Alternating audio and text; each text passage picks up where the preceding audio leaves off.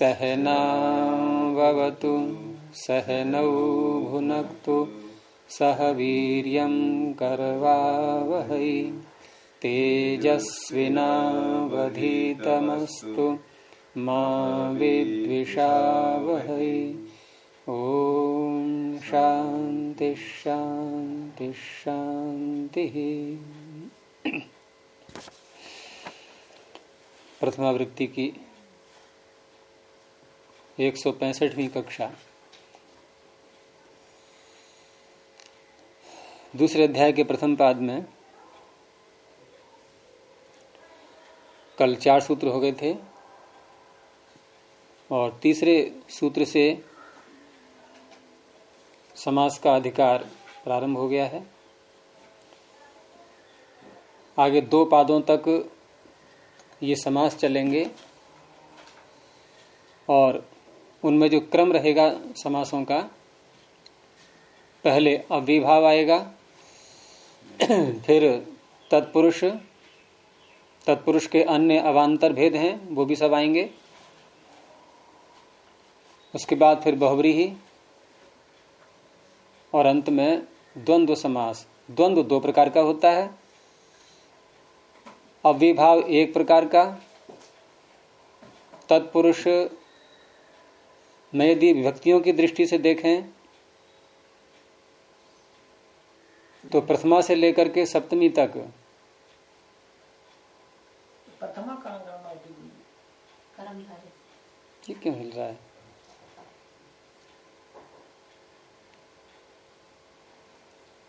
है? अब मैं नहीं हिल रहा हूं बिल्कुल भी।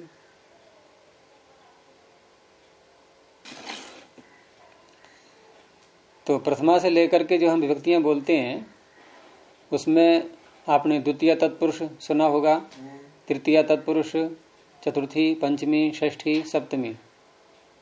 ठीक है, कभी प्रथमा तत्पुरुष सुना है क्या? नहीं सुना है। लेकिन प्रथमांत पदों का समास तो हो सकता है, वो भी तत्पुरुष है एक, वह भी एक तत्पुरुष है। उसका नाम होता है कर्मधारय तत्पुरुष।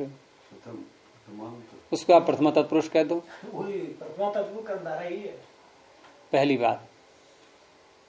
दूसरी, जिन पदों का हम समास करेंगे तत्पुरुष, उसमें कुछ शब्द संख्या भी हो सकते हैं, संख्या भी शब्द होते हैं एक। तो तत्पुरुष समास में यदि संख्या पूर्व में आ गई है, तो 2 पदों का जो समास किया करते हैं हम, उसमें प्रथम पद यदि संख्या है तो उस तत्पुरुष का नाम होता है द्विगु।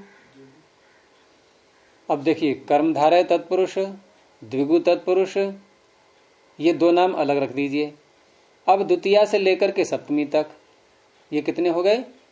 5। द्वितीया से लेकर सप्तमी तक 6 हो गए, 6 ही हो गए। तो 8 प्रकार के तत्पुरुष हो गए। नए भी तो गुरु जी इसी में है, 8 9 हैं? नए तत्पुरुष भी तो है। हाँ, नए तत्पुरुष भी बोल देते हैं, नए आता है। द्वंद्वों के 2 भेद बता दिया ना, क्योंकि नए भी इनमें से किसी के अंतर्गत नहीं आ पाएगा। विभक्ति नहीं बोल पाएंगे आप वहां पर कि विभक्ति प्रथमा है, द्वितीय है, तृतीय है, कोई सी नहीं। द्विगु नहीं कह सकते उसको, कर्मधारय नहीं कह सकते, तो नए तत्पुरुष हो गया। ठीक है, 9 तत्पुरुष हो गए। बहुव्रीहि एक ही प्रकार का होता है, वो अलग बात है। उसके विग्रह करते समय हम अनेक प्रकार से करते हैं। द्वंद्वों का 3 भेद करते हैं। द्वंद्व 3 होता है, समाहार द्वंद्व और इतरेतर द्वंद्व। 3 हो गया, उसका मतलब 6 3 9 हो गया। तीसरा कौन सा है द्वंद्व? आपने नए क्या ना, आपने तत्पुरुष का भेद है ये। नए नए तत्पुरुष द्वंद्वों का क्या 2 भेद बताया? 2 ही। एक तो समाहार इतरेतर।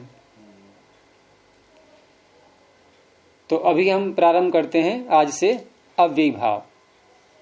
तो जहां जहां भी समास बदलेंगे 4 बार, तो उसमें जो प्रथम सूत्र आएगा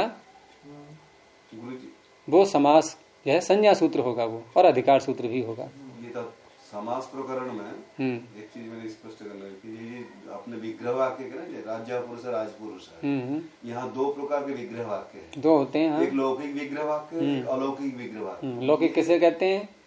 लोके भाव लौकिक है नहीं, और स्पष्ट कीजिए उसको। लोक में तो जो है अलौकिक विग्रह करेंगे वो भी लोक में ही होगा, वो परलोक में थोड़ी होगा। वही कह रहा हूँ, मेरे दिमाग में अलौकिक जो विग्रह करेंगे आप, वो लोक में ही तो करेंगे। तो लौकिक विग्रह उसे कहते हैं जिसको आप लोक में, व्यवहार में, लोगों के साथ भाषा में बोल पाए। लोक में आप जब किसी राजपुरुष को बताएंगे तो दो तरह से बता सकते हैं। अयम राजपुरुषः अस्ति। दूसरा प्रकार, अयम राज्यः पुरुषः अस्ति। गलत तो नहीं है? क्या आप ऐसे भी बोलोगे अयम राजन्स पुरुष सु अस्ति? ये हो गया अलौकिक। अच्छा, अयम राज अब तो हो गया क्लियर बिल्कुल। वाक्य प्रयोग करते हैं, ये लौकिक वाक्य हो गया। नहीं, वाक्य आप दो प्रकार से कर सकते हैं, समास करके भी और बिना समास किए भी। राज्यः पुरुषः ये भी कह सकते हैं। अयम राज पुरुषः अस्ति, अयम राज्यः पुरुषः अस्ति, दोनों शुद्ध हैं। लेकिन ये नहीं कहोगे आप अयम राजन्स पुरुष सु अस्ति। ऐसा नहीं बोलूंगा, ये तो शास्त्रीय, ये अलौकिक विग्रह हो गया। और हम जब समास की प्रक्रिया प्रारंभ करते हैं, सिद्धि करते हैं उसकी, तो अलौकिक विग्रह से प्रारंभ करते हैं। लौकिक विग्रह तो प्रारंभ में दिखा देंगे, लेकिन जब सूत्र लगाने चलेंगे तो अलौकिक विग्रह करके तब सूत्र आगे लगाते हैं। यानी कि राजन नस पुरुष सु, ये स्थिति लाने के बाद अब सूत्रों लगाना प्रारंभ करेंगे। अब क्योंकि राजन नस पुरुष सु, यहाँ कोई प्रश्न करे ये कि ये नस और सु कहाँ से ले आए आप, तो आप कहेंगे हमने लौकिक विग्रह किया था इसका, राज्य है पुरुषः। वो षष्ठी का एक वचन था तो षष्ठी का प्रत्यय लाएंगे, पुरुषः प्रथमा का एक वचन है तो प्रथमा का सु ले आए। ये उसका उत्तर देने के लिए है। ये होगा लौकिक विग्रह के अनुसार ही। हाँ, लौकिक के अनुसार अलौकिक होगा। राजन गस और पुरुष सु, आपने इसका अलौकिक कैसे कह दिया? इसलिए आप लोक में नहीं बोल पाओगे, आप इसको मतलब व्यवहार में नहीं चला पाओगे। अच्छा, व्यवहार में इसका प्रयोग हमने व्यवहारिक, ठीक। इसका ये अर्थ नहीं है कि अलौकिक विग्रह को हम मरने के बाद बोलेंगे परलोक में जाके, मतलब व्यवहार में नहीं आता। और फिर लौकिक अलौकिक शब्द ये कोई पाणिनि के नहीं है, ये तो हम लोगों ने बना लिए हैं। चलिए तो प्रारंभ करते हैं। अव्ययी भावः प्रथमैक वचनांतम। तो ये बस अधिकार सूत्र भी है ये और संज्ञा सूत्र भी है। ये तो अग्रे यह समासो भवति तस्य अव्ययभाव संज्ञा भवति इति वेदितव्यम। आगे जो समास आएंगे उनका नाम अव्ययभाव होता है। बस ये बताने के लिए ये सूत्र है। ये विधि सूत्र नहीं है कि ये समास करेगा, ये समास नहीं करेगा, समास का नाम बताएगा। संज्ञा सूत्र है और तो उदाहरण इसके आगे आ ही जाएंगे। अब आगे अव्ययभाव समास करने का सबसे प्रमुख सूत्र, बाकी तो फिर एक एक करके बनाएंगे। ये इसमें बहुत सारे शब्द बनते हैं और बहुत व्यापक प्रयोग होता है इस सूत्र से बने शब्दों का। तो अव्ययम विभक्ति, समीप, समृद्धि, व्यरिद्धि, अर्थाभाव, अत्यय, असंप्रति, शब्द प्रादुर्भाव, पश्चाद, यथानुपूर्व्य, यौगपद्य, सादृश्य, संपत्ति, साकल्य, अंत वचनेषु। अव्ययम प्रथमैक वचनांतम और विभक्ति वचनेषु सप्तमी बहुवचनांतम। विभक्ति से लेकर के वचनेषु तक दो पद हैं सूत्र में। तो इसमें अलग अलग जो शब्द हैं इनका इतर इतर द्वंद्व समास करेंगे और इसमें बीच में समास के अंदर जो अन्य शब्द आए हुए हैं उसमें कहीं कहीं अन्य समास भी होता है। तो यहाँ जो जिनका द्वंद्व समास आपस में हुआ है ये विभक्ति शब्द हो गया, विभक्तिश्च। फिर आगे है समीप शब्द, ये नपुंसकलिंग में आता है, समीपम च। समृद्धिश्च, समृद्धि स्त्रीलिंग का शब्द है।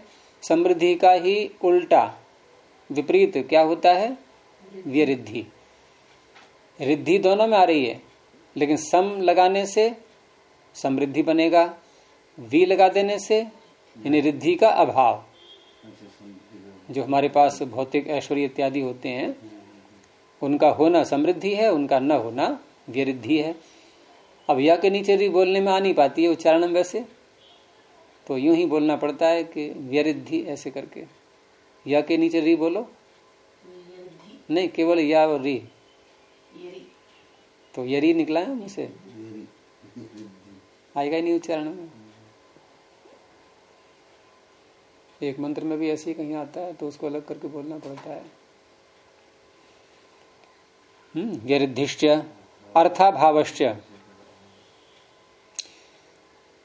अर्थाभाव, अर्थस्य भाव, अर्थाभाव, इसमें अलग से भी समास कर सकते हैं बीच में। अत्यय, अत्ययश्च असंप्रति च, न संप्रति, असंप्रति, इसमें न मिला हुआ है बीच में, न तत्पुरुष। शब्द प्रादुर्भाव, शब्दस्य प्रादुर्भावः, शब्द प्रादुर्भावः, शब्द प्रादुर्भावश्च। पश्चात च ये अव्यय है, यथा च ये अव्यय है, आनुपूर्व्यम च, यौगपद्यम च, सादृश्यम च, ये नपुंसकलिंग के शब्द हैं सब। संपत्तिश्च, साकल्यम च, अंतश्च, यहां तक हो गए शब्द ये, अंत तक। अब इनका द्वंद्व करके, इनका द्वंद्व करके जो शब्द बनेगा पूरा एक, विभक्ति से लेकर के अंताह यहां तक, इस पूरे पद का फिर वचन शब्द के साथ समास करेंगे। और वचन शब्द के साथ जो समास करेंगे ये कर्मधारय बनेगा। इनकी विभक्ति इत्यादि वचनाह, वचन नहीं अंताह, यहां तक। ते वचनाश्च, ते च वचनाः, वही वचन है। तो कर्मधारय करके अंत में वचन शब्द को जोड़ेंगे। और फिर ये नियम होता है कि द्वंद्व समास के अंत में जो पद आता है वो द्वंद्व समास में आए हुए प्रत्येक पद के साथ जुड़ता है। तो वचन को हम प्रत्येक के साथ जोड़ेंगे। अब विभक्ति वचन, समीप वचन, समृद्धि वचन, ठीक है। द्वंद्व कहाँ से ले आए इसमें? द्वंद्व ये विभक्ति से लेकर के अंत शब्द तक ये द्वंद्व समास है। विभक्तिश्च, समीपम च, समृद्धिश्च, ऐसे करके। उसके बाद फिर वचन शब्द के साथ कर्मधारय हो गया। दो समास हो गए इसमें सूत्र में। नहीं समझ आया मेरे प्रश्न के बीच में। बोलिए। अभी आपने क्या बताया, विभक्ति से लेके साकल्याम तक ये द्वंद्व समास है, अंत तक। हाँ हाँ जी। अब इस द्वंद्व समास का प्रत्येक वचन का वचन नहीं, द्वंद्व समास का नहीं। हाँ। द्वंद्व समास के अंत में जो पद आता है, जैसे वचन शब्द द्वंद्व समास के अंत में आ रहा है अभी। हाँ जी। द्वंद्व समास तो अंत तक हो गया। अच्छा जी। उसके आगे वचन और जोड़ दिया उसमें कर्मधारय करके। कभी कभी बहुरी ही करके कोई जोड़ देते हैं आगे और। अच्छा। तो अब वो इन पीछे में द्वंद्व समास में आए हुए प्रत्येक शब्द के साथ जुड़ेगा वो। ये नियम होता है। हाँ, ये नियम होता है। द्वंद्व समास करके अगर आप दूसरा समास करोगे तो ये नियम है कि द्वंद्व समास के बाद जो समास करके हम शब्द लाए हैं एक और, वो द्वंद्व समास में आए हुए प्रत्येक शब्द के साथ जुड़ेगा। द्वंद्व समास के बाद कोई और समास अवश्य करना पड़ता है। जैसे हम कहें कि राम कृष्ण मोहन मूर्खाः सन्ति, तो रामश्च कृष्णश्च मोहनश्च, ये क्या हो गया? द्वंद्व। राम कृष्ण मोहनाः और रामकृष्ण मोहनाः ते च मूर्खाः, ये हो गया कर्मधारय। तो राम मूर्ख, मोहन कृष्ण मूर्ख, मोहन मूर्ख, सबके साथ जुड़ेगा ये। ऐसा नहीं है कि केवल आप अंत में मोहन के साथ जोड़ दो उसको, मूर्ख शब्द को। इसमें गुरुजी ऐसे ही बहुरी करते हैं हम, तब भी यही होता है। बहुरी करेंगे द्वंद्व के बाद तो प्रत्येक के साथ जुड़ेगा वो। द्वंदान्ते श्रूयमाणम, द्वंदान्ते नहीं, द्वंद्वान्ते, द्वंद्वान्ते श्रूयमाणम प्रत्येकम श्रूयमाणम नहीं, श्रूयमाणम, श्रूयमाणम, श्रू। चलिए हाँ बोलिए आगे। हाँ बोलिए। तो ये आपने देखा है ना, जैसे रामश्च लक्ष्मणश्च, राम लक्ष्मण, ये तो है द्वंद्व समास। उसमें जैसे आपने कुछ जोड़ा, आपने हाँ, आप जोड़ लो कुछ भी, विद्वान जोड़ लो, मूर्ख जोड़ लो। विद्वान जोड़ लो। मान लीजिए राम और लक्ष्मण विद्वान, इसमें क्या ये किस प्रकार? पहले समास तो करो, आप कर्मधारय करोगे फिर पहले एक वाक्य बताओ ना, राम लक्ष्मण कृष्ण। वो तो मैंने दो बोल तो दिया था, आप नई बात बोलो और जो नहीं समझ में आ रही है। धार्मिक। हाँ, धार्मिका संति। राम लक्ष्मण कृष्ण धार्मिक। राम और कृष्ण लक्ष्मण धार्मिक है। इसको किस प्रकार से जोड़े? पहले आप द्वंद्व करोगे राम कृष्ण लक्ष्मण का। रामश्च कृष्णश्च लक्ष्मणश्च राम कृष्ण लक्ष्मणाः ते च धार्मिकाः, ये कर्मधारय हो गया। शब्द एक बनेगा आपका। अब एक शब्द बना और उसमें 4 शब्द आ गए अंदर, पद एक बन गया पूरा। अब 4 पद जो आए उसमें जो अंतिम चौथा है वो इन 3 के साथ जुड़ेगा। अच्छा, अंतिम भी धार्मिक है। हाँ। राम धार्मिक, लक्ष्मण धार्मिक। हाँ। क्योंकि आप द्वंद्व के बाद लाए हैं उसको। ये है नियम। तो वचन शब्द यहाँ प्रत्येक के साथ जुड़ जाएगा। हो गया। अब इसमें इन शब्दों के अर्थ को समझते हैं पहले, क्योंकि इसमें है इन वचनों में, विभक्ति वचन में, समीप वचन में, समृद्धि वचन में क्या होता है कि अव्ययम समस्यते। आगे जो समास के सूत्रों के अर्थ आएंगे उन अर्थों में हर सूत्र में कहा जाता है समस्यते, समस्येते, समस्यन्ते, ऐसे क्रिया बोली जाएगी। यानी कि समास को हमने क्रियावाचक बना करके बोला है। अस धातु किस अर्थ में आती है? असुक्षेपणे, फेंकने अर्थ में। ये यहाँ फेंकने अर्थ में है क्या? ये समसनम समास है। सम अस ये ल्यूट प्रत्यय। यहाँ फेंकना अर्थ कैसे दिया? तो आपने सम भी तो लगाया है। आप फेंकना अर्थ आप तो कुछ बदलोगे तो भाई अर्थ को, जब उपसर्ग लग गया तो कुछ तो अर्थ बदला ही जाएगा। अब कुछ तो बदला ही जाएगा।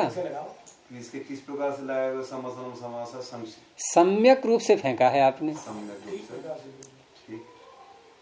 तो सम्यक रूप से फेंकना क्या है? लगाना होता है फिर तो। फेंकना भी कहेंगे, लगाना कहेंगे। भाई फेंकने में कोई वस्तु कहीं जाए गिर जाती है, एक जगह टिक जाती है। टिकाया यहाँ भी है हमने, लेकिन एक क्रम से, ढंग से, अच्छी प्रकार से।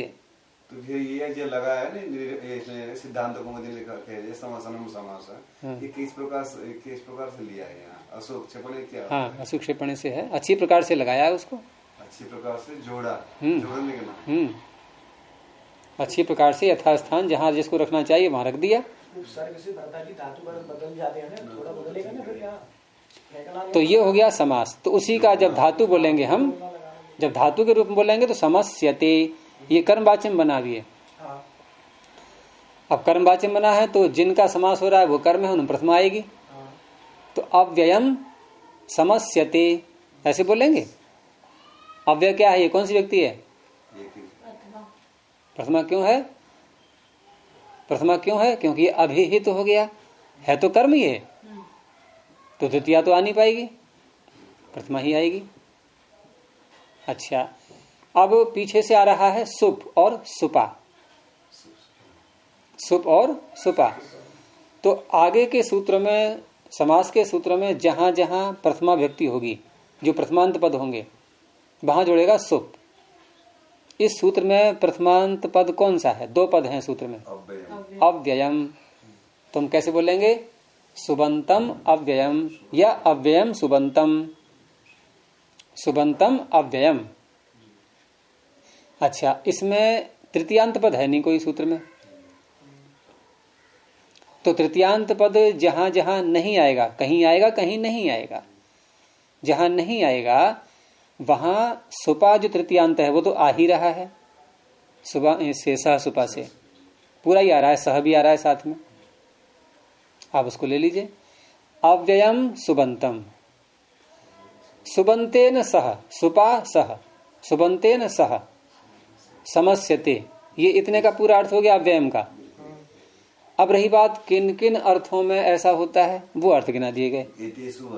एतेषु अर्थेषु विभक्त्यादिषु अर्थेषु सुबंतम अव्ययम सुबंतेन सह समस्यते। ठीक है, तो इससे सुबंतेन सह ये तृतीया बोल दी हमने, और सुबंतम अव्ययम ये जो प्रथमांत पद बोला है ये कर्मवाच्य में है, समास को प्राप्त होता है। ठीक है, इस तरह से कहा जाएगा आगे सभी सूत्रों के अर्थों में। अच्छा गुरु जी, फिर ये जैसे इनकी अव्ययी भाव के बारे कहते हैं, पूर्व पद प्रधान अव्ययी भाव, ये कहाँ के हैं, क्या नाम है? हाँ, ये वाक्य बना लिए हैं वैयाकरणों ने, इसलिए कि अव्ययी भाव समास ये सूत्रकार ने नहीं कहा ऐसा कि पूर्व पदार्थ प्रधान होता है, लेकिन ये जो शब्द है अव्ययी भाव, ये शब्द भी तो कुछ अपने अर्थ को लिए हुए हैं। समास के लंबे लंबे नाम हैं, अव्ययी भाव, तत्पुरुष, बहुव्रीहि, द्वंद्व, इनके भी तो कुछ अर्थ होंगे। तो अव्ययी भाव च्वी प्रत्यय करके बनाएंगे, अस्य च्वऊ, इससे ईकार करते हैं ना। जैसे उस दिन बात चली थी शुद्धिकरण, तो शुद्धि को शुद्ध का शुद्धि, तो अव्यय का अव्ययी, और इसमें क्री भू अस इनका प्रयोग करते हैं। ये भू का प्रयोग है भाव, शुद्धि भाव भी कह सकते हो आप शुद्धिकरण की जगह। तो अव्ययीकरण अव्ययी भाव, और ये अभूत तद्भाव अर्थ में होता है, जो अव्यय नहीं है उसको अव्यय बना देना। तो अव्यय एक तो होगा, दूसरा नहीं होगा, दूसरा नहीं होगा, दूसरे को भी बनाया जा रहा है, क्योंकि अव्ययी भाव समास के बाद ये नियम है कि प्रथम पाद में जो सूत्र आ चुका है अव्ययी भावश्च, उससे अव्यय संज्ञा होनी ही है। तो दूसरा भी अव्यय बन गया, अव्यय दूसरा भी अव्यय बन गया। तो जिस समास में एक अव्यय है एक अनव्यय है, और अनव्यय को भी अव्यय बनाया जा रहा है, तो ये किसने बनाया? पहले वाले ने। पहला अव्यय न होता तो दूसरा अव्यय बन पाता? तो जो किसी को बदल दे वो प्रमुख होता है कि नहीं? वो प्रमुख होता है। वो प्रमुख होता है कि नहीं? प्रभावशाली होता है कि नहीं? तभी तो बदला उसने। तो पहला है अव्यय, तो प्रभावशाली है तो उसका अर्थ भी रहेगा प्रभाव रूप से, उसमें मुख्यता रहेगी उसकी। इसलिए अव्ययी भाव समास पूर्व पदार्थ प्रधान होता है। इसीलिए गुरुजी ये मैंने समझा था, इसमें अर्थ तो कैसे का नाम है, केवल अव्यय का ही अर्थ निकल गया, प्रधान फिर कैसे हुआ? मैं अपने बहुत दिनों सोच रहा था। सुकली जैसे आपने अभी उदाहरण दिया गुरुजी, सुकली है, असुकली सुकली भगवती शाह बोला करो। हाँ, ये कैसे कर दिया? जिस शुक्लो नहीं है वो उसको शुक्ल किया गया है। शुक्लो नहीं है तो उसको मतलब, और क्या शुक्ल को शुक्ल करोगे आप? पहले से नहीं होगा। इस पे सफेद रंग और चढ़ाओगे चादर पे? अरे इनकी चादर पे चढ़ाओ तो बात भी सही है। अच्छा, अब रही बात तत्पुरुष की कि ये उत्तर पदार्थ प्रधान क्यों है? अच्छा, तत्पुरुष में कौन सा समास है? तत्पुरुष में भी तत्पुरुष समास है। तत्पुरुष में भी समास है। हाँ गुरु जी, इसमें ना तस् पुरुषा तत्पुरुषा, तो इसमें जो है कि तो तत् जो है ना ये सर्वनाम शब्द है, सर्वनाम शब्द है। अच्छा, अब सर्वनाम एक हमने पहले बोला, एक पद समास में पहले एक पद बोलेंगे फिर दूसरा पद बोलेंगे। तो पहला पद बोलने के बाद हम जो दूसरा पद बोलेंगे ये तत् उसकी ओर संकेत करता है। तत् किसी और संकेत करेगा जो अपने पास निकट होगा, निकट वाला होगा, निकट को संकेत करता है। तो उसकी प्रधानता इसमें हो जाती है। यानी कि पहले वाला पद अपने, ये समास के मूल चीजें हैं जो आगे कहीं मिलेंगे नहीं। पहले वाला पद अपने से आगे आने वाले दूसरे पद की ओर संकेत कर देता है। जैसे मैंने आपसे कुछ पूछा, आपने इनकी ओर उंगली कर दी, इनसे पूछो मुझसे नहीं, तो अब ये मुख्य बन जाएंगे। आप नहीं मुख्य रहे, अब आपने उधर को उंगली कर दी ना, ये हैं ये। तो पहले वाले पद ने इधर को उंगली कर दी, अगले वाले को तत्पुरुष ये वाला। क्योंकि सर्वनामों का एक अपना धर्म है कि अपने निकट वाले को कहता है। दूरवाची के दिया ना वह पुरुष है, दूरवाची के तत् से दूरवाची के समझाया जाता है। हाँ, दूरवाची तो अन्य ही होता है ना। अरे दूर नहीं, निकट। सर्वनाम निकट का परामर्शक होता है, दूर कहाँ से ले लिया आपने? ये तत् तो वह तो दूरवाची नहीं देखा है गुरु। हाँ, लेकिन सर्वनाम है ना, तो सर्वनाम भी तो नाम उसका सोचो आप, सर्वनाम भी तो सोचो। अर्थात तत् कौन वह जो आगे बोलेंगे। ना गुरुजी, जो आगे बोलेंगे वह बोला क्या इसको बोला ये तो नजदीक और वह दूर के नहीं। देखो तत् शब्द साकांक्ष है। यद भद्रम तद न आसुव, साकांक्ष है कि नहीं है? आकांक्षा। तो यत की आकांक्षा रखता है हमेशा ये। तो जो आगे बोलेंगे, यत आ गया, जो आगे बोलेंगे तत् वह प्रधान होता है। जैसे हम बात ना जहाँ जहाँ, तो फिर जहाँ जहाँ के वो कहाँ वाला शब्द आ रहा है, तहाँ बोलना पड़ेगा आपको। बोलिए ना, आपने मन में कहाँ, अकेला तत् नहीं आता है, अगला आएगा नहीं, उस शब्द से होता है। उसमें योग्यता आकांक्षा सन्निहितता पदानाम समूह वाक्य। और इसीलिए कहते हैं कि तत् शब्द पूर्व का परामर्शक। तो पूर्व में आपके यत घुसा हुआ है। जो उत्तर प्रधान हो तत्पुरुषा, जो यहाँ आया था वह गया, तो जो घुसा हुआ है। अगर आपने कहा वह गया, तो जो शब्द पीछे से तैयार बैठा हुआ था। गया, हाँ, जो आया था वह गया, अकेला तत् शब्द नहीं आता है। आगे उन दोनों तो क्लियर है। हाँ, आगे तो अब बहुब्रीही, तो बहुब्रीही में थोड़ा उलझन है कि व्रीही माने धान को बोलते हैं। अब उसमें इस तरह से ले सकते हैं कि बहुब्रीही शब्द सदा विशेषण बनता है, ये मैंने बताया था आपको। तो सदा विशेषण होता है, दोनों पद विशेषण होता है। और विशेषण भेदक होता है, दूसरों से अलग करने वाला होता है। अब मान लो गांव है पूरा, उसमें सब परिवार रह रहे हैं अपने अपने, और एक के पास बहुत धान है, तो वो अलग दिखाई देगा नहीं औरों से। अब औरों से अलग दिखाई देगा। तो बहुब्रीही समास ने विशेषण बना के दे दिया, और जिसके साथ में हमने लगाया विशेषण वो औरों से अलग हो गया। नहीं, औरों से अलग हो गया। अच्छा, अब औरों से अलग हो गया तो उस अवस्था में जिन शब्दों का हम प्रयोग कर रहे हैं समास के अंदर, जिन शब्दों का हम समास के अंदर प्रयोग कर रहे हैं, उन शब्दों का जो अर्थ है उनसे भी अलग कर दिया गया उसको। तो ये क्या हो गया? अन्य पदार्थ प्रधान, अन्य ही कोई हो गया। वो बहुब्रीही समास में आए हुए पदों ने अपने से जो अर्थ निकलेगा समास का पूरे का, उसको अलग कर दिया बिल्कुल, क्योंकि विशेषण बना के दे रहा है अभी ये, और विशेषण तो अलग करेगा ही। इसलिए अपने साथ में कभी विशेषण मत जोड़ना, नहीं आपको समाज से अलग होना पड़ जाएगा फिर। अलग ही तो करते हैं हम समाज से अपने को, समूह से अपने को अलग करते हैं विशेषण लगा करके। ये कितनी डिग्रियां, इतनी डिग्रियां, अच्छा इसके पास तो है नहीं डिग्री, अलग हो गए, बस भेद आ गया, नहीं आ गया। तो विशेषण भेदक होता है, भेदन करने वाला। और द्वंद्व में तो बहुत ही स्पष्ट है कि वहां तो सारे ही पद प्रधान होते हैं, वहां सारे ही प्रधान होते हैं। और द्वंद्व इसलिए कि द्वंद्व समास में दो शब्द तो अवश्य होंगे, वैसे हर समास में होते हैं, लेकिन द्वंद्व में जो दो द्वि डाला गया है, ये द्वि से बनता है द्वंद्व। इसका सूत्र है द्वंद्वम रहस्य मर्यादा वचन व्युत्क्रमण पाद प्रयोगाभिव्यक्तिषु, उससे बनता है ये द्वंद्व शब्द। तो द्वंद्व में द्वि शब्द होते हैं। होता क्या है कि मान लो आपने 10 शब्दों का जैसे यहाँ किया, विभक्ति समीप समृद्धि, इतने शब्दों का समास किया गया, लेकिन आप पहले शब्द के साथ में दूसरे को जोड़ते हो, दूसरे के साथ में तीसरे को जोड़ते हो, तीसरे के साथ में चौथे को जोड़ते हो।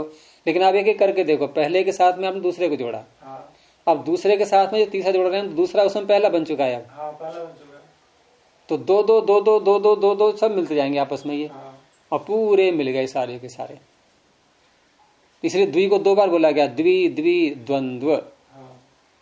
तो हर पद की प्रधानता है इसमें, किसी को छोड़ा नहीं गया है, सबको सबके साथ इतना जोड़ दिया है, इतना जोड़ दिया है कि सबको बराबर कर दिया है, बिल्कुल सबको बराबर। तो सर्व पदार्थ प्रधान या उभय पदार्थ। अब इसमें कभी कभी 2 से अधिक भी होते हैं, तो उभय न कह के सर्व शब्द ज्यादा सार्थक रहेगा। सर्व पदार्थ प्रधान द्वंद्व समास। एक चीज समास में गुरु जी एक चीज और प्रयोग होता है, ये सपद विग्रह वाक्य, असपद विग्रह वाक्य, इसकी भी थोड़ा चर्चा है। सपद विग्रह वाक्य, सपद विग्रह वाक्य, असपद विग्रह वाक्य, ऐसे भी प्रयोग होता है। मैं तो नहीं सुना ये, ऐसे दिखता है, हमने देखा। कैसे उदाहरण दीजिए? सपद विग्रह वाक्य करो और असपद विग्रह वाक्य करो, उदाहरण दो ना आप कोई सा, दोनों का अलग अलग।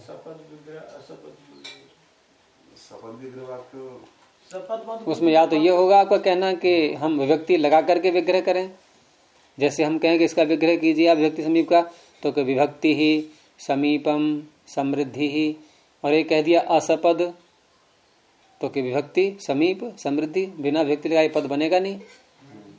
पद सहित विग्रह और बिना पद के विग्रह अर्थात बिना सुप लाए विग्रह, ये कहना चाह रहे हैं क्या? हाँ, ये सपद विग्रह का सब विग्रह में देखा हूँ किसी को। हाँ, तो बिना पद बनाए विग्रह करेंगे तो आप ऐसी बोल दो विभक्ति समीप समृद्धि, ये बिना पद बनाए हो गया।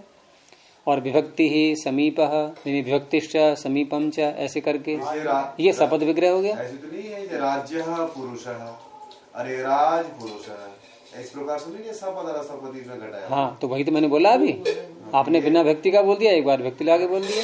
ये राज पुरुष है, ये हो गया असपद विग्रह। हाँ, और राज पुरुष के जब विग्रह करेंगे राज्य पुरुष, राज्य पुरुष है, ये तो हो गया सपद। तो फिर आप असपद विग्रह करेंगे किसके आगे, ये भी प्रश्न उठेगा, ये कहाँ बोला जाएगा ऐसा? बिना व्यक्ति लगाए आप विग्रह करेंगे तो कहाँ बोलेंगे, वो अवसर कौन सा आएगा ऐसा?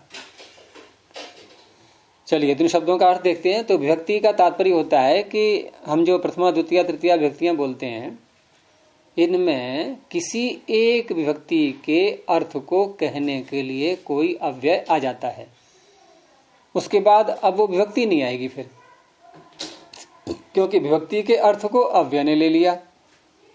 और सिद्धांत क्या होता है, नियम के उक्तार्थानाम अप्रयोगः, जिसके अर्थ को कह दिया गया है उसका प्रयोग नहीं करते, फिर उस अर्थ को लाने के लिए फिर शब्द नहीं लाएंगे, क्योंकि उस अर्थ को किसी और शब्द ने ले लिया। उसका आ गया ना। तो विभक्ति के अर्थ में समास करेंगे ऐसे, उसमें प्राय सप्तमी का ही प्रयोग मिलता है, सप्तमी विभक्ति के अर्थ में ये समास होता है। समीप तो शब्द प्रसिद्ध है, समीप अर्थ में हो जाता है समास, जैसे कुंभ के समीप उपकुंभम इत्यादि बनते हैं। ऐसे ही समृद्धि है, समृद्धि में जो रिद्धि है, ऐश्वर्य है, उसकी अधिकता, अधिक होना, और विरिद्धि में उसका अभाव हो जाना, समृद्धि का अभाव हो जाना विरिद्धि है। और अर्थाभाव, इसमें किसी एक वस्तु का अभाव हो जाना, जैसे मक्खी नहीं है कमरे में तो मक्खियों का अभाव हो गया। उदाहरण सबके आएंगे एक एक के, वहां और स्पष्ट हो जाएगा, अभी केवल सामान्य अर्थ बता रहा हूं। और अत्यय, अत्यय का तात्पर्य है कि अत्यधिकता, हाँ अधिकता की नहीं, लांगना जिसको बोलते हैं, लांगना। और असंप्रति, वर्तमान में न होना, उदाहरण से स्पष्ट हो जाएगा बाद में। शब्द प्रादुर्भाव, किसी शब्द का प्रकाश, प्रकट में आ जाना, इस अर्थ में। और पश्चात, पीछे। यथार्थ, यथा के चार अर्थ होते हैं। यथार्थ का तात्पर्य यथा का अर्थ, यथा जो अव्यय है इसका अर्थ, तो इसके चार अर्थ आएंगे, उन चारों के अलग अलग उदाहरण बनेंगे। यथा के चार अर्थ आते हैं, योग्यता, वीप्सा, पदार्थानतिवृत्ति और सादृश्य, इन चारों के उदाहरण आएंगे।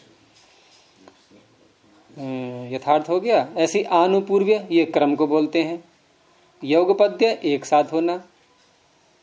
और सादृश्य, समानता। यथा गुरु जी चार क्या ना, एक तो योग्यता, हाँ, और वीप्सा, योग्यता, वीप्सा, पदार्थानतिवृत्ति, पदार्थ अनतिवृत्ति, पदार्थानतिवृत्ति, पदार्थ को न लांघना, पदार्थानतिवृत्ति। और सादृश्य, और सादृश्य में अलग से भी है सूत्र में एक। फिर संपत्ति, संपत्ति अर्थ में भी होता है समास, किसी के पास किसी एक वस्तु की संपत्ति अधिक है तो इसमें हो जाएगा। साकल्य, संपूर्णता। और अंत, किसी विषय का, किसी बात का जहां अंत होता है, समापन होता है, पूरा आदि से लेके अंत तक जैसे किसी शास्त्र को पढ़ा जा रहा हो। अब इनके उदाहरण देखते हैं, जितना हो सकता है आज देखेंगे। तो पहले विभक्ति का देखते हैं। तो विभक्ति में यहाँ सप्तमी को लिया गया है। जैसे कोई कहीं पर चर्चा हो रही है, पुरुषों में या महिलाओं में, लेकिन चर्चा हो रही है महिलाओं को विषय बना करके, पुरुषों को बना करके भी हो सकती है, लेकिन महिलाओं का उदाहरण दिया है इसलिए स्त्री शब्द का कि उसमें कुछ कार्य ऐसे हैं जो अविभाव समास करके करेंगे तो वो ज्यादा स्पष्ट उसमें पता लग जाएंगे। तो स्त्री शब्द का स्त्रियां हैं बहुत, उनके विषय में चर्चा चल रही है। तो स्त्री का सप्तमी के बहुवचन में क्या रूप बनता है? स्त्रीषु। तो हम जब विग्रह करते हैं अविभाव समास का, जिसको हम लौकिक विग्रह कहते हैं, तो यहाँ अन्य समासों में आप देखेंगे और तत्पुरुष में तो क्या अंतर दिखाई देगा विग्रह करते समय। हम चाहे तत्पुरुष का विग्रह करें, चाहे बहुव्रीहि का विग्रह करें या द्वंद्व समास का विग्रह करें, तीनों समासों के विग्रह करते समय, लौकिक विग्रह करते समय जिन पदों का हम समास करेंगे उन्हीं पदों में विभक्ति ला करके विग्रह करेंगे। इतनी बात समझ में आ गई? अन्य तीन समासों में जब लौकिक विग्रह करते हैं या अलौकिक भी करेंगे बाद में, तो जिन पदों का समास करना है हमें उन्हीं में विभक्ति लाएंगे और बोलेंगे, और अलौकिक विग्रह में उन्हीं के आगे विभक्ति रखेंगे। फिर जैसे राज्यः पुरुषः, देखो राजपुरुष बोला हमने, तो राजपुरुष का विग्रह लौकिक राज्यः पुरुषः, तो राज में ही तो लाए विभक्ति, पुरुष में ही तो लाए, और अलौकिक में भी राजन के आगे ngस रखा, पुरुष के आगे सु रखा। ऐसे ही बहुरी में, ऐसे ही द्वंद्व में।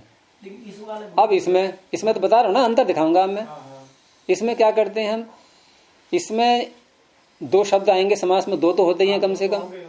इसमें एक अव्यय होगा, एक सामान्य शब्द होगा दूसरा। तो सामान्य दूसरा शब्द होगा, उसमें तो लाएंगे विभक्ति हम लौकिक विग्रह में, लेकिन जो अव्यय लाना है हमें वो नहीं बोलेंगे अभी। उसके अर्थ को कहने के लिए कुछ और वाक्य बनाएंगे। अच्छा, तो उपसर्जन बना के पूर्व, जैसे हमें अधि शब्द का समास करना है इसके साथ में, तो अधि नहीं लाएंगे हम क्या बोलेंगे? अधिकृत्य। कृत्य और बढ़ा दिया उसमें, तो स्त्रीषु अधिकृत्य। फिर और थोड़ा वाक्य बढ़ाएंगे, कथा प्रवर्तते। यानी अविभाव समास के अर्थ को खोलने के लिए एक वाक्य बनाना पड़ता है पूरा, और उस अर्थ को समेटे हुए फिर एक अव्यय ढूंढते हैं कि इस अर्थ को कौन सा अव्यय ला सकता है।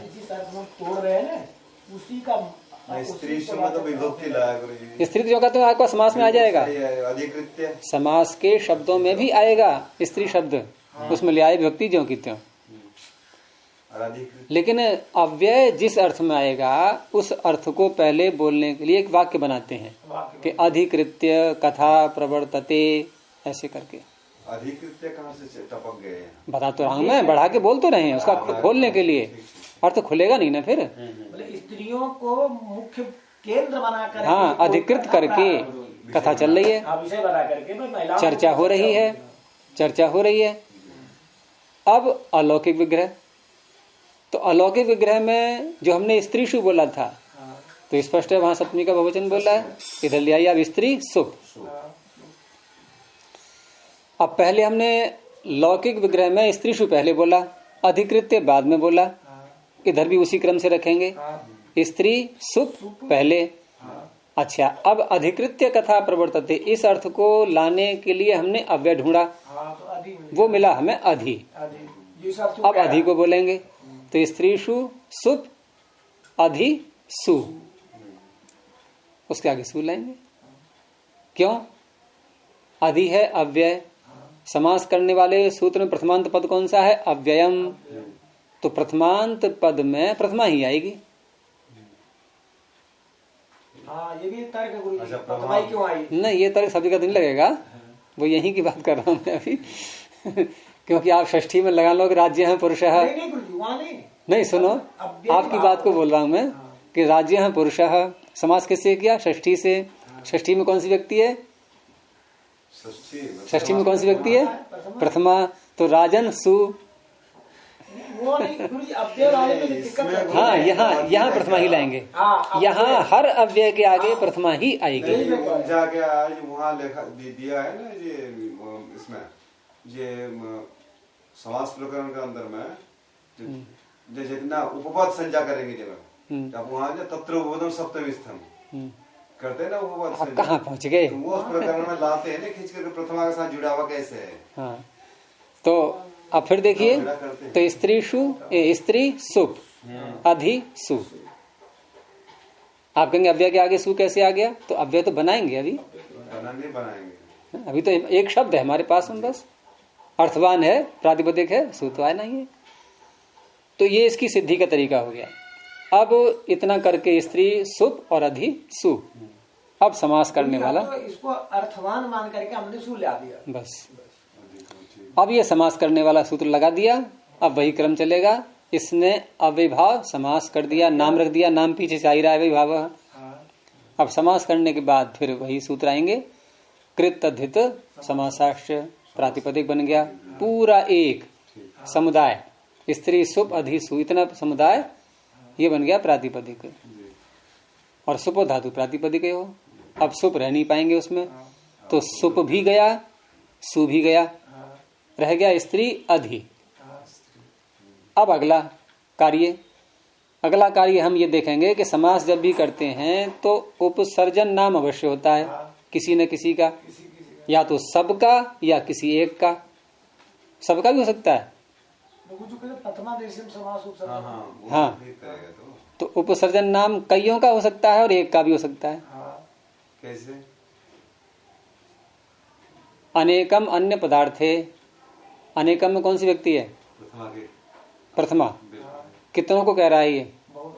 बहुतों का नाम होगा उपसर्जन। चार थे द्वंद्वः, ऊपर से अनेकम फिर आ रहा है यहाँ पर अनुवृत्ति। यहाँ भी बहुत सारे होंगे उपसर्जन, लेकिन तत्पुरुष में और अविभाव में एक ही होगा। ठीक है।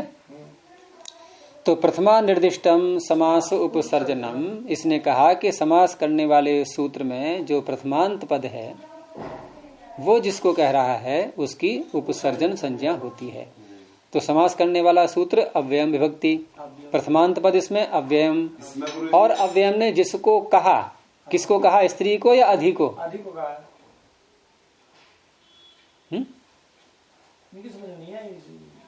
अव्ययम शब्द ने किसको कहा? अव्यय कौन है? स्त्री है या अधि है? अधि।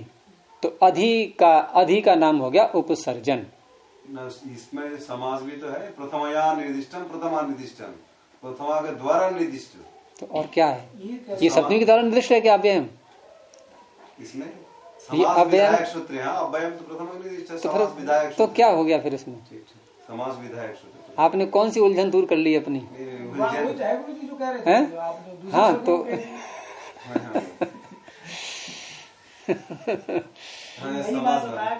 हाँ, कोई नई बात बोला करो। नहीं बोलते नहीं, आप अपने शब्दों को देखिए। असल में होता क्या है ना, इनकी जो समझ में आता है ना, तो ये सोचते हैं अब मैं नहीं पकड़ में आया, अब मैं बोलूं पहले इसको, तो ये बोल करके समझ पाते हैं। ये कुछ लोग बिना बोले समझ लेते हैं।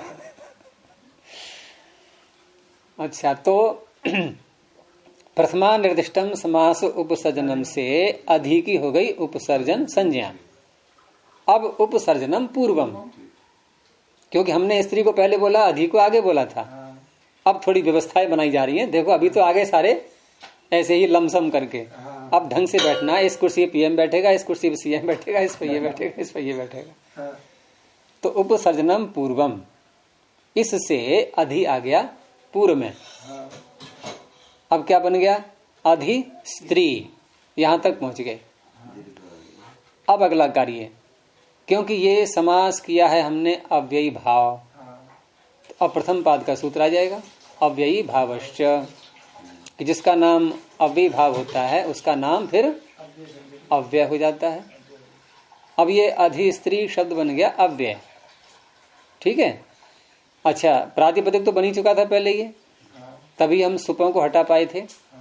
तो प्रातिपदिक बन गया है तो सुबाद्योत्पत्ति भी होनी है। अब प्रश्न ये उठेगा कि इसने सप्तमी विभक्ति के अर्थ को लिया है इस शब्द ने, तो सप्तमी विभक्ति तो आनी नहीं है, अन्य कोई कारक बन नहीं पा रहा है, ये क्रिया की सिद्धि में कोई सहायता करने वाला है नहीं है किसी प्रकार से भी। तो अब इसमें हम विभक्ति कौन सी लाएंगे? तो प्रथमा तो एक सामान्य है ही, वो तो आ ही जानी है। तो अब एक सु फिर आएगा इससे बाद में, वो सु जो आएगा वो अव्यय होने से अव्यय आदाप सुपह से वो भी गायब हो जाएगा। फिर रह गया वही अधिस्त्री, जैसे तैसे करके सु लाए थे वो भी चला गया। अब क्योंकि ये अव्यय नाम हो चुका है इसका, तो अव्यय नाम होने के बाद एक काम और करना पड़ता है। यदि कोई शब्द दीर्घ है तो उसको फिर ह्रस्व भी करना पड़ता है। ह्रस्व नपुंसके प्रातिपदिकस्य। भाई नपुंसक लिंग बोल रहे हो आप। हाँ, पहले एक चीज और है कि अव्ययभाव समास एक तो होता है अव्यय, ये देख ही लिया हमने, और दूसरा अव्ययभाव समास एक सूत्र अभी चौथे पाद में दूसरे अध्याय में फिर आएगा, निकालो ऐसा ही सूत्र जैसा पहले पाद में है, ठीक वैसा ही निकालो। पहले पाद में सूत्र हमने क्या बोला था अभी? अव्ययी भावश्च, ऐसा ही सूत्र एक और ढूंढा आप दूसरे अध्याय के चौथे पाद में। नहीं, यही सूत्र, यही बोला मैंने, ऐसा ही, इस जैसा नहीं, यही सूत्र मिल गया चौथे कॉलम में नीचे को। ऊपर से आ रहा है द्विगु सनपुंसकम। तो अव्ययभाव समास में, अव्ययभाव समास जब करते हैं तो वो नपुंसक लिंग में ही रहता है। एक ये भी नियम है, अर्थात अव्ययभाव समास अव्यय भी होता है और अव्ययभाव समास सदा नपुंसक लिंग में होता है। दोनों सूत्र यूज करेंगे। तो अव्यय होने से तो सु चला गया, नपुंसक लिंग होने से ह्रस्व हो जाएगा, ह्रस्व नपुंसके प्रातिपदिकस्य। ये इतना काम और बढ़ गया, इसमें बन गया अधिस्त्री। ठीक है। अगर गुरुजी जहाँ पर दीर्घ नहीं है लेकिन वहाँ ये अव्ययभाव से नपुंसक तो करना ही करना पड़ेगा, करना पड़ेगा। नपुंसक इसलिए भी करना है, ह्रस्व तो आपने किया ठीक है, तो ये तो अलग काम एक और हो गया। लेकिन नपुंसक लिंग करोगे आप तो जो आगे प्रत्यय आएंगे सु आदि, सु आएगा तो अम भी तो करना होता है फिर, क्योंकि सु का लोक सब जगह नहीं होता है। क्यों नहीं होता? अव्यय है तो लोक तो होना ही है। हाँ, सु का लोक क्यों नहीं होता सब जगह? उपकुंभ बनाएंगे आगे हम, अभी आज नहीं बनाएंगे, कल बनाएंगे। उपकुंभ में सु का लोक क्यों नहीं हुआ? उपकुंभ है अकारांत, और अव्यया दाप सुपह के आगे सूत्र क्या है? हमने अव्यया दाप सुपह याद कर लिया और उसका अपवाद नहीं सोचा कभी भी। हाँ, न अव्ययी भावात अतः, अकारांत अव्ययी भाव से उत्तर सुप का लुक नहीं होता। ठीक है। क्या होता है फिर? कहा अम तू, उसको अम आदेश हो जाता है। फिर कहा कि सारे सुपों को सु से लेकर के और सप्तमी के भविष्य तक, नहीं नहीं नहीं, अपंचम्या, पंचमी को छोड़ देना, पंचमी को छोड़ देना। तो प्रथमा से लेकर के प्रथमा, द्वितीया, तृतीया, चतुर्थी, षष्ठी, सप्तमी, इन सारे वचनों को, सारे प्रत्ययों को अम हो जाता है सु के सभी प्रत्ययों के स्थान पर, यदि अकारांत अविभाव है, सारे नहीं। तो गुरुजी इसका क्या होगा? ना अव्ययी भावात, अव्ययी भाव, अतः अव्ययी भावात, अकारांत अव्ययी भाव से उत्तर सुपों का लुक नहीं होता। पहली बात, अतः अव्ययी भावात, अकारांत अव्ययी भाव से उत्तर, ऊपर से ले लो सुपह, लुक न नहीं होता। फिर अम तू, उसके स्थान में अम हो जाता है, उन्हीं सुपों के स्थान में पंचमी को छोड़ देना। ये है इसका तात्पर्य। तो उपकुंभ नहीं बोलते हैं, उपकुंभम। इस कारण से देखो, कुंभ के समीप एक व्यक्ति बैठा हुआ है, हमें उसको फल देना है, और हमने आपसे कहा कि ये जो कुंभ के समीप बैठा है इसको फल दे दो, तो कैसे वाक्य बोलेंगे?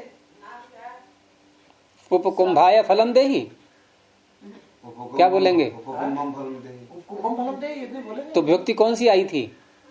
चतुर्थी ही आई थी, गे ही आया था, गे को हम कर दिया गया। अच्छा, हम लोग यहाँ कभी सोचे ही नहीं थे। उपकुंभ जो बैठा है कुंभ के पास में, उसके पास पुस्तक रखी है, ये उसकी पुस्तक है। ये पुस्तक कुंभ के पास बैठा है उसकी, कैसे बोलोगे आप? इदम पुस्तकम उपकुंभम अस्ति। उपकुंभस्य नहीं कह सकते आप, वहां फिर हम हो गया। अच्छा, अब ये पुस्तक ये न्याय दर्शन उपकुंभ से ले आओ, उसके पास रखी है। पंचम्या।